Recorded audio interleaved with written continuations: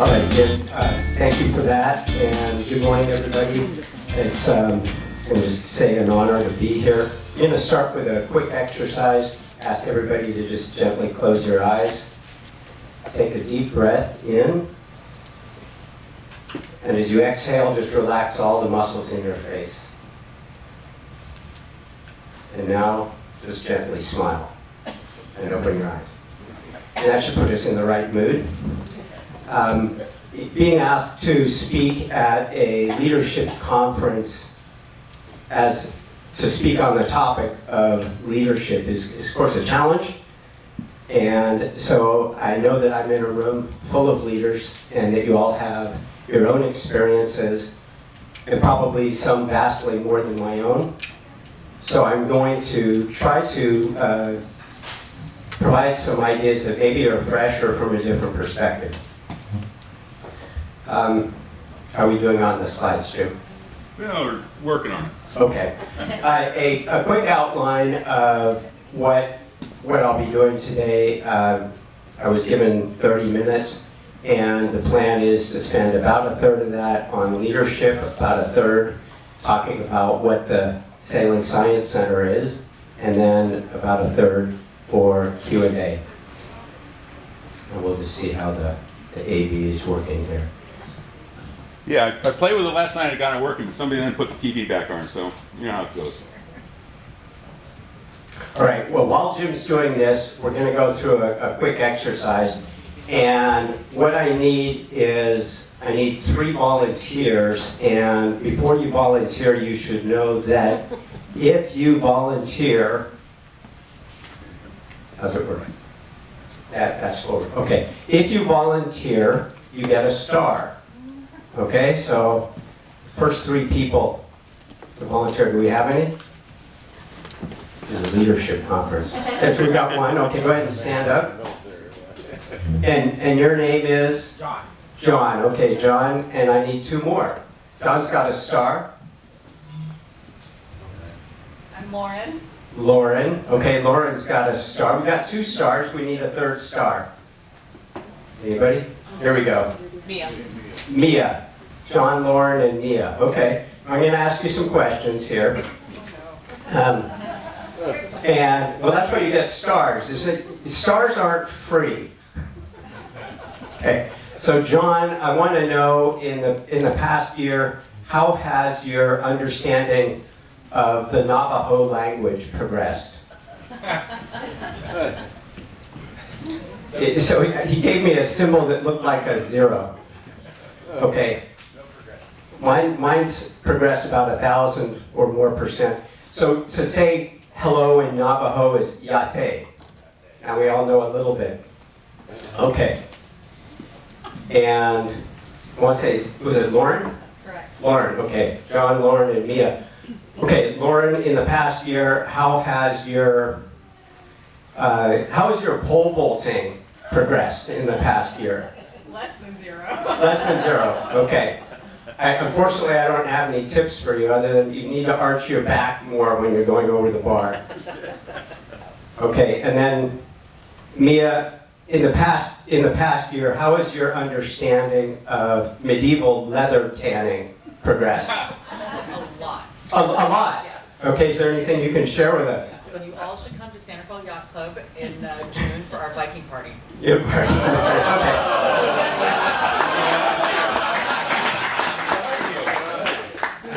Is there an inference? Leather seats? I'm born in Sweden, so you gotta have a Viking party. Okay, oh, Viking party. Viking. Got it. Okay, so what's my point? The point is, all else being equal, the best leaders will be those who want to learn leadership. So if there's something, and thank you everybody for volunteering. I think we should give a round of applause for all of our volunteers. But the point is this, regardless of the subject, whether it's basketball, Navajo, sailing, or leadership, all other things being equal, the people who want to learn the subject will be the best performers. And so leading then requires some intentionality. That to be a good leader, probably one of the best things you can do is to read about it. And then, of course, actually putting that into action. The other thing that I make a practice of is a daily evaluation of, what about yesterday would I want to do differently? What were the lessons that I learned from yesterday? When I started the Sailing Science Center 7 years ago, it was a major decision. I made 2 commitments to myself. One was don't quit, and the second was learn quickly. And learn quickly requires some intentionality. It says everything that happens, whether it's good or bad, make sure you take the lesson from it. Okay, I have another one for us here. Now, how many people in the room are sailors? I'm expecting most hands to go. Okay. How many people in the room have heard this? You can tell if you're on a collision course with another vessel by looking to see if the background behind that vessel is changing. And if it's staying still, then you're on a collision course. How many people have heard that? Okay, so a pretty good percentage of the room. Looked like about 25, 30%. How many people believe that? Okay. Now this is where I can get thrown out as a heretic, burnt at the stake. I don't know, whatever they do to people who challenge beliefs. I want you to imagine this. Imagine, how many people know this? That if you're sailing to a race mark, it could be a buoy that's anchored, or it could be a day mark or something like this, and you're sailing in current, and if you visually pin that mark against the background, you know that you're tracking on it if the background's not moving. How many people know that? Yeah, we still got that too. Okay, so now if that's true, and there's a boat coming from the side, and the 2 boats are going to arrive at that mark at the same time, and you're all going to collide, right? You, the mark, and the other boat are all going to collide at that one point. Then that would mean that if the first statement was true, that the background behind that boat 10 minutes before it got to the mark was the same as it was when it got to the mark. Okay, now I'm going to let you guys chew on that, and I'm not going to argue with you about it right now, but my point is that we depend a lot, very heavily, maybe almost entirely, on others for information. We don't always check those premises ourselves. We don't always go through the thought experiment, and by necessity we do this. Some people may have heard this factoid that our brains are only 2% of our body weight. So for a 150-pound person, that's about 3 pounds. But they use 20% of our energy. Our brains are very calorically demanding. What does that mean? Ancestrally, we are configured to conserve energy, which means thinking actually takes energy. It actually takes calories, and so we do everything possible to not burn those calories. Right? In other words, our natural inclination is not to think too much. and to get most of our knowledge from received wisdom from those around us. So we actually need that. We depend on that. But it doesn't always serve us well because we end up believing things that are not true. Like, somebody got a red Tesla, you left your door open. I apologize for interrupting. No problem. We always take care of the red Tesla. Let's see. Okay. So and then we have the Mark Twain quote there. Yes. It's easier to fool people than it is to convince them that they've been fooled. So what we want to do with this then is we want to combine this with some humility and an attitude of a beginner's mindset. So this rolls back to the learning part of it. It's like, okay, I don't know everything, and there's still opportunity to learn more. Okay, here's the next one. leadership is necessarily unpopular. How many of you leaders have ever experienced that, felt that?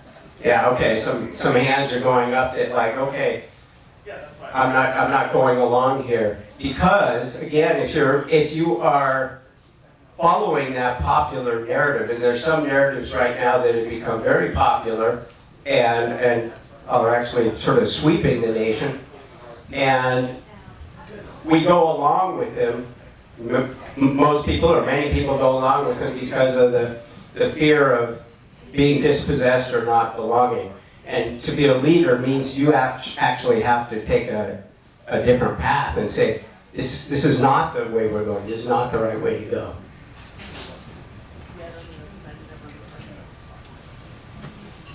Okay. Recognition matters. Dick Vermeil, football coach.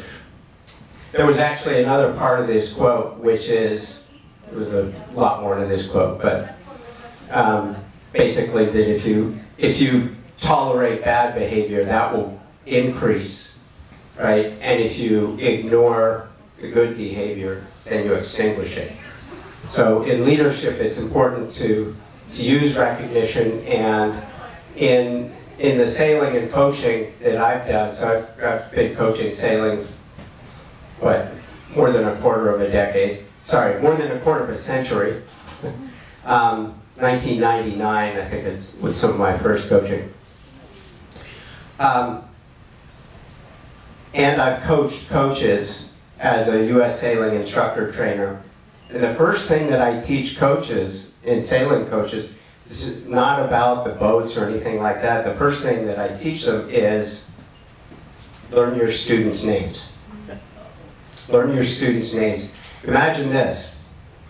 I'll bet all of you have experienced this. You're coming into the dock, and somebody says, the skipper says, somebody get the bow line. And there's nobody on the boat named somebody. And that's exactly who gets the bow line, is nobody, because nobody is named somebody. And so the first thing you want to do in leadership is learn people's names. You notice when I did the exercise earlier, I found out what everybody's name was. And because people want to know that they matter. They want to know that they're part of this, and the best way you can communicate that, the best way you can get their attention is to address them by their name. Let them know that you know who they are. I also, in my sailing classes, and mostly I've taught adults. I haven't taught kids that much, but I use the STAR system. And you won't believe, adults, okay, your age, usually younger, usually 20s and 30s, but still adults, they will fight over those stars. And the stars, by the way, you can't redeem them for cash. Okay? But recognition matters. People want to know that they're valuable and that they're valued and that they're part of the team or the tribe or whatever the group it is. Okay, and this is the last one. It's not about you, and it's all about you. So what does that mean? I actually tried this. I tried on this slide making 1 pixel white down in the blue part, and you couldn't even see it. Okay, so if there was 1 white pixel down in that blue panel, you wouldn't even be able to detect it in the room. And so there's 8.1 billion people on the planet, and with one minor exception, one tiny exception, they are all others. And you're the exception. Final exercise. I want everybody just close your eyes just for a second and think. And I don't want anybody to speak out loud. Just think to yourself, who in your life do you have the most control over? And then the second question, so just answer that to yourself. Who in your life do you have the most control over? And the second question is, who in your life has the most control over you? Okay, now if you've answered that question. Now, people will answer it differently. Some people, especially kids, might think, well, it's my parents who control me. And they might be right to some extent or not.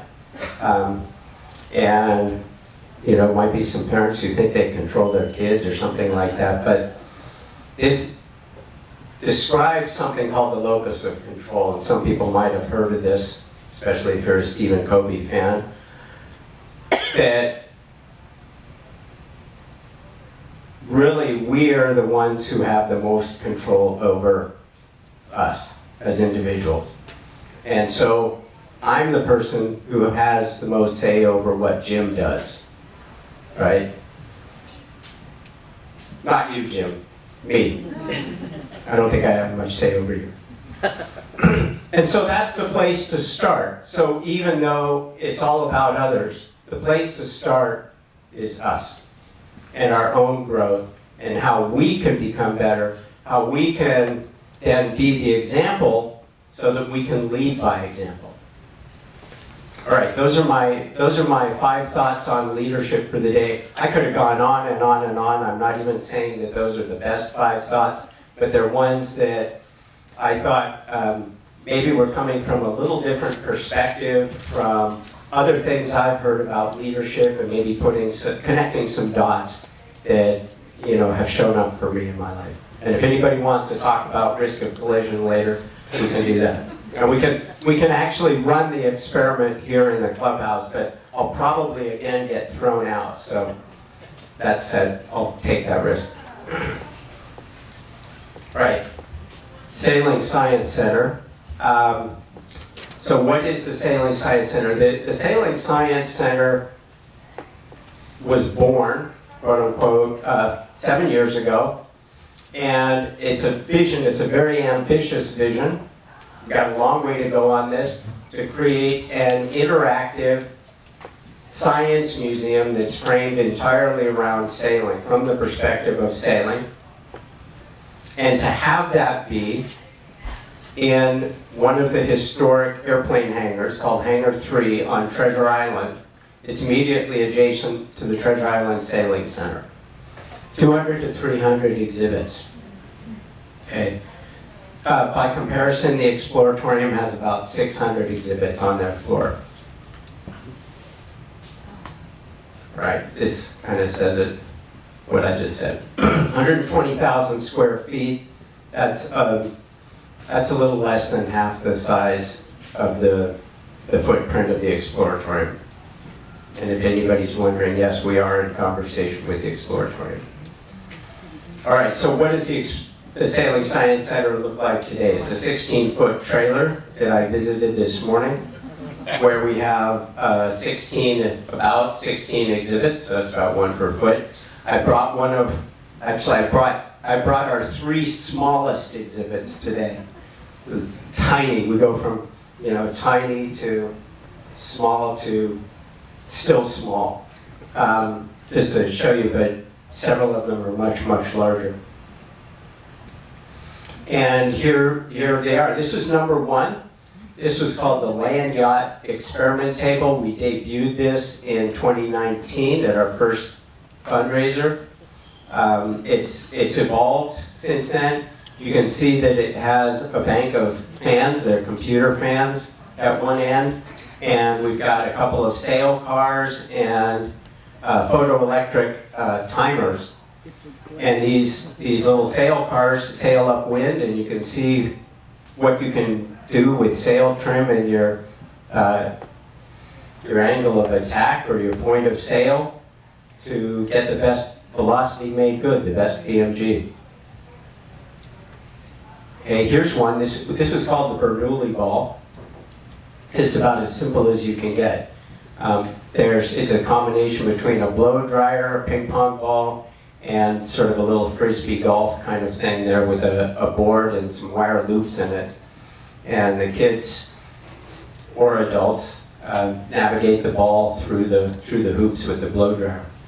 And people say, what does this have to do with sailing? But folks who know a little about aerodynamics will know that what keeps the ping pong ball in the airstream of the blow dryer is actually due to the Bernoulli effect.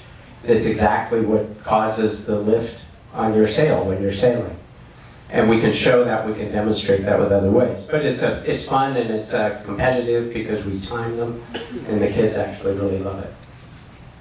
Oh, and the young boy on the left there in the red shirt, this is a frame capture from a video, but in the video he had 2 balls going at once for a portion of that video.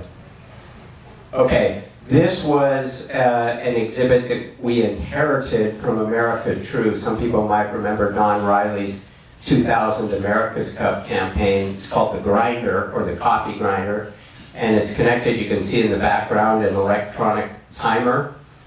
And you can put it on the hard mode or the easy mode. It works for adults and for kids. And you try and raise that mainsail, which looks pretty easy, except that there's a catch that what you're actually doing is you're compressing air using a hydraulic pump. And so it starts out about the first 10 seconds, it's pretty easy, and then it gets harder and harder and harder. By the end, it's like, it's hard to breathe at the end. Okay, this was actually our second exhibit. It's called Visual Navigation, and you can see Preston there demonstrating it. And what we're doing is we're showing, it's basically trigonometry, showing how you can, and the astronomers use this a lot, you can hold your hand out at arm's length and use your fingers to measure angles. And it turns out it teaches a couple of things. It teaches that you can measure distance off if you know the height of an object, like in this case, the light at Southeast Farallon Island. This is sort of playing off the low-speed chase accident that happened in 2013, if people remember that. That they were too close to the island and they got onto the shoulder. And so this demonstrates that, and the kids like to get up there, and we give them a tape line to stand behind, and they're supposed to measure their distance from the island. This is a newer exhibit. It's called Making Waves, and it's exactly what it sounds like. It's a wave maker. Now we've modified it since this picture was taken. We now have a beach that has a Lego surface on it, and we've got a box full of Lego blocks, and so the kids try to build beach defenses, and some of this is, relates to sea level rise and coastal erosion and what we would be doing there, but certainly waves are a huge part of sailing. All of us who've been on a boat for any length of time of it had some experience with waves. All right, this is the one I brought with me. And unfortunately, I thought I had grabbed it, but I didn't grab the box with the spring scale. But this is called the anchoring sandbox, and you can set your anchor at different angles, different scope on this, and we have spring scales, different ratings of spring scales that you can pull on and measure the holding power. And what you find is that the Delta style anchor like this, that its holding power, even in this little scale model, is about 4 times its own weight. And if we get it right, if you get a low enough angle or a high enough scope, that you can get more than that. You can get 5 to 1 or more. And certainly with your own anchor and in wet sand, because this is dry sand, you could do much more than that. You see that. The other advantage of the Delta anchor is that you can use it to open beer bottles. But we don't recommend that for our underage participants. Okay, this is not quite our newest exhibit. We've done one since then. This is called the Flow Loop. Now this has been our biggest initiative. This was over $10,000 to build this. What we did is we engaged a group actually several groups of mechanical engineering students at UC Berkeley over a period of a little over a year, about 14 months, 15 months to build this. Was overseen by a professor of mechanical engineering and specializing in ocean engineering at UC Berkeley. It uses a 2.5 horsepower pond pump that you can see at the bottom there as it's being wheeled into the Exploratorium. We displayed this at the Exploratorium in December. And we are only just beginning to test what can be done with this. But it's virtually limitless what we can do with this. Everything from looking at how eddies are formed, to wave resistance, to frictional resistance. I don't know that it is really a quantitative tool. You know, it's not something that we're going to do research with really, but it is something that people can use to qualitatively understand these things. So that's the flow loop, and we're very proud of that. Like I say, we're just beginning to see what we can do with that. So that's just a sampling of some of our exhibits and what we do. So at that point, then I'll open it up for Q&A, and I'll ask Jim, how much time do we have? Do we need to? Hey, you got time. Okay, well, you tell me when you want to stop or when people don't want to ask any more questions. So that's what I had to present on leadership and the Sailing Science Center. I'll open it up to you guys.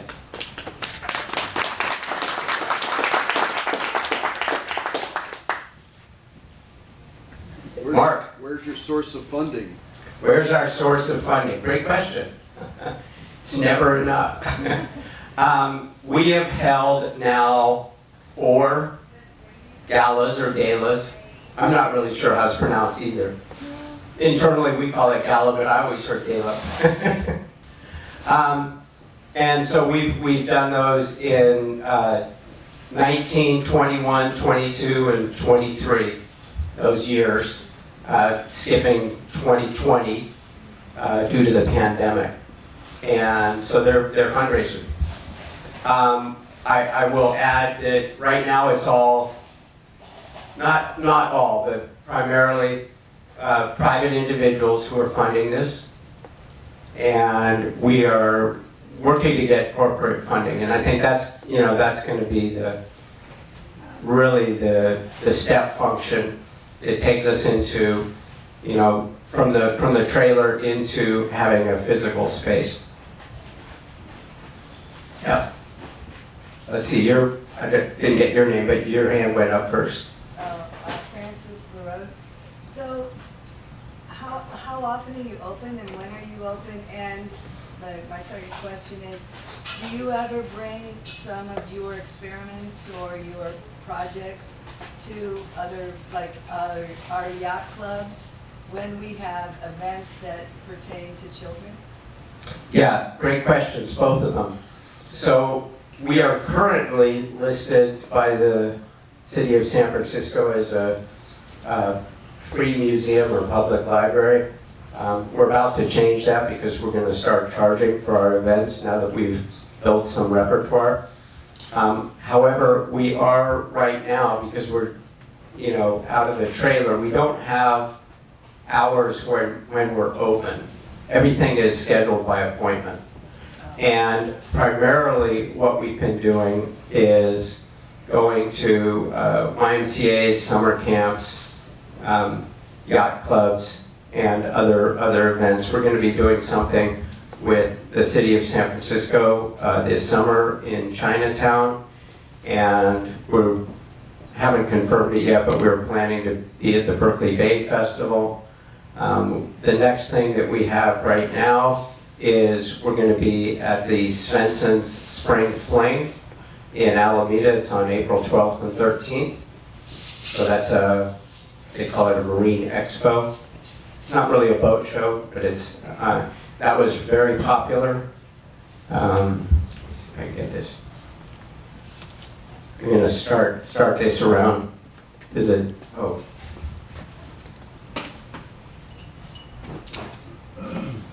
if people are interested in either receiving our newsletter or volunteering, you can sign the sign-up sheet there that I just gave to Mia. And then you asked one question: when are we open? And do we schedule things with yacht clubs and the like? And so, yeah, I mean, something like this. We do these presentations, on an ad hoc basis. Thank you. And then Mia, I just gave you a clipboard, but you had a question. It was kind of similar, like how do people check out what you're doing? Yeah, we have a website. I'll show you that, but it's easy enough. Any other questions before we move on down? So how do you get in cahoots with the Exploratorium and your exhibits? That's an interesting question. It is, one of the big things that we do is we put a huge emphasis on community and partnering. And a year ago, we assembled a coalition of 7 different organizations to apply for a NOAA grant. It was called the BWEB grant. And we did not win the grant. That's probably lucky that we didn't. But as a result of that, and as a result of putting together the coalition, they had at the Exploratorium in December this Ocean Awareness Day, and one of the people one of the organizations that we had included in this coalition said, you guys should include the Salem Science Center. So that's how we got invited, and then we've been in conversation with their executive director actually about how we might do some events together with the Exploratorium. Yeah. Others? Melissa, did you have your hand up earlier? Answered. Got answered. Thank you. Sign up for the email list. I'm on it. Yeah. Great thing. Okay. Well, I think we did pretty well there, and I do want to say, let's see, here's the last slide. You can see our website, sailingscience.org. I believe that you probably all heard the most valuable thing we have is our time, because they're not making any more of it. You don't get it back. Actually, I'll modify that a little bit. I think the most valuable thing we have is our attention. And because of that, I want to thank you all for the graciousness of your attention this morning. Thank you.